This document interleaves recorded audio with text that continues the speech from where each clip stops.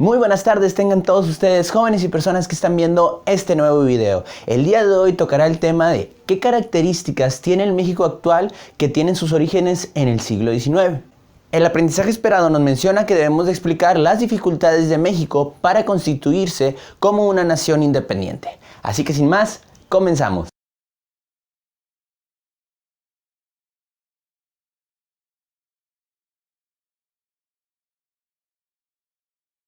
Jóvenes, entrando en estos contenidos después de la independencia de México, veremos todo lo que pasa referente a de 1821 hasta 1910 cuando inicia la Revolución Mexicana. Aquí te muestro algunos de los hechos más importantes que sucedieron dentro de estos casi 100 años. Y bueno, como primer punto tomaremos ¿qué pasó después de que México logró independizarse de la corona española? Para muchos la independencia significó el fin de una esclavitud, de un imperio hacia una colonia durante más de 300 años. Pero para la mayoría de la gente esto significó el traer hambruna y escasez de muchos recursos que son indispensables para la vida diaria para las personas normales. La economía en el pequeño bebecito que apenas estaba naciendo, que era México, se vio afectada debido a que la producción agrícola y minera empezaron a bajar. Como les digo, esto dio como resultado a que la gente menos desfavorecida, las clases medias, empezaran a sufrir hambrunas. No tenían ni siquiera un pan para comer. El gobierno, al ver esta situación, decidió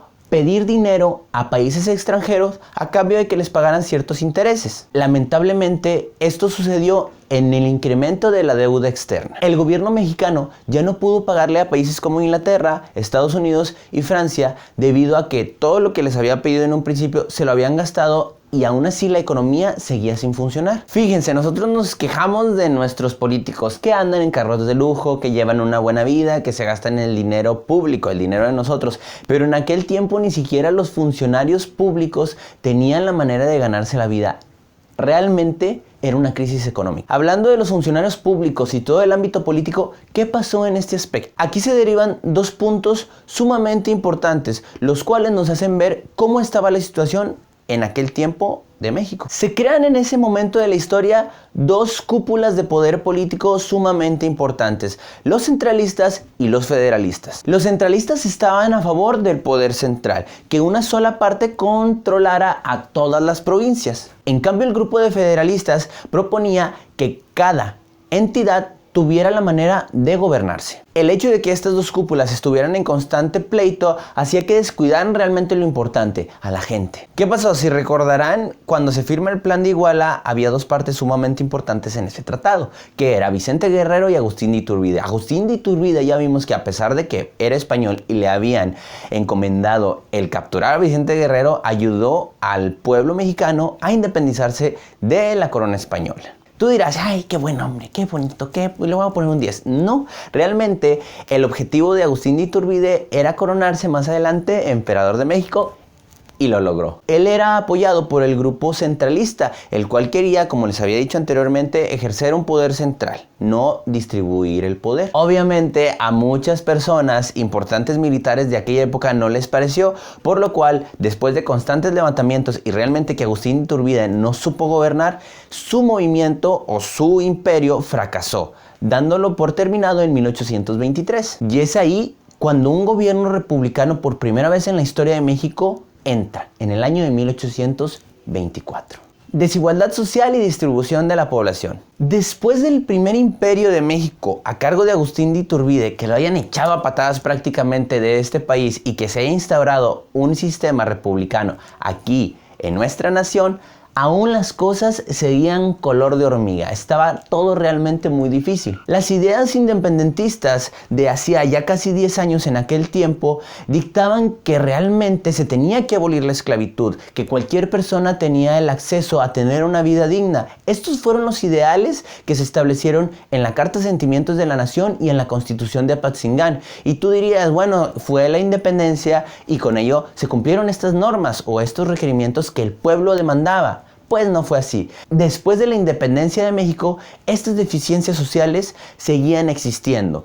Incluso un poco peor, porque ahora la gente ni siquiera tenía manera de comer. Imagínense 6 estadios aztecas, llenos a su totalidad. Bueno, Esa fue la cantidad de personas que fallecieron debido a la independencia de México. Más de 600,000 personas que estuvieron en este movimiento terminaron sin vida. Es por ello que surgen muchos problemas. La distribución de la población no era del todo correcta. En el sur y en el centro del país había demasiada gente. En cambio, en el norte y en las costas casi eran pueblos desiertos. Es por eso que en 1822 el gobierno mexicano le da entrada a norteamericanos a los territorios del norte para que los poblaran momentáneamente, con la finalidad de que empezaran a desarrollar la economía en todas las partes de nuestro país. En la Constitución de 1824 es importante recalcar lo que ya dije anteriormente. En un principio, como les menciono, estaban centralistas contra federalistas. Los centralistas apoyaban enormemente a Agustín de Iturbide. Tanto fue el apoyo que le otorgaron ganar y convertirse en el primer imperio mexicano. Esto no fue bien aceptado por los federalistas. Hubo movimientos armados en los cuales se notaron la poca capacidad que tenía Agustín de Iturbide para gobernar un país. Es por eso que cuando expulsan a Agustín de Iturbide, a los centralistas no le quedó más de otra de decir, bueno, ahora vamos a intentar con tu método. Es así como entra el sistema republicano. Y dirás, ¿entró por la puerta de su casa así porque así? No. Este sistema traía una ideología que se establece en la Constitución de 1824. Uno de los puntos principales que menciona esta Constitución es que el país es libre y soberano de cualquier otra nación. También hacen hincapié en la importancia de la práctica de la religión católica. Es así como llegamos a un punto muy importante en la historia de México. Se conoce al primer presidente de nuestro país, porque si bien Agustín de Iturbide estaba anteriormente, él fue emperador, hay que recalcarlo. Guadalupe Victoria, uno de los personajes más importantes dentro de la independencia de México, también hace su aparición después de la independencia de México, convirtiéndose así en el primer presidente que da esta nación. Él estuvo de 1824, cuando se instala esta constitución, a 1829. Por último, recuerden que nosotros debemos de explicar cuáles fueron las dificultades a las que se enfrentó esta pequeña e incipiente nación que era México. Y aquí podríamos manejarlos por los siguientes puntos. ¿Por qué fue tan difícil consolidar un proyecto de nación independiente? Bueno, en gran medida por la lucha constante entre ambos bandos, que eran los centralistas y los federalistas. Esto hizo que no hubiera un rumbo claro sobre cómo se podría dirigir un país. El fracaso del imperio de Iturbide ayudó a que los federalistas pudieran establecer su ideología, como lo mencioné anteriormente. Entonces ahí tenemos el primer problema.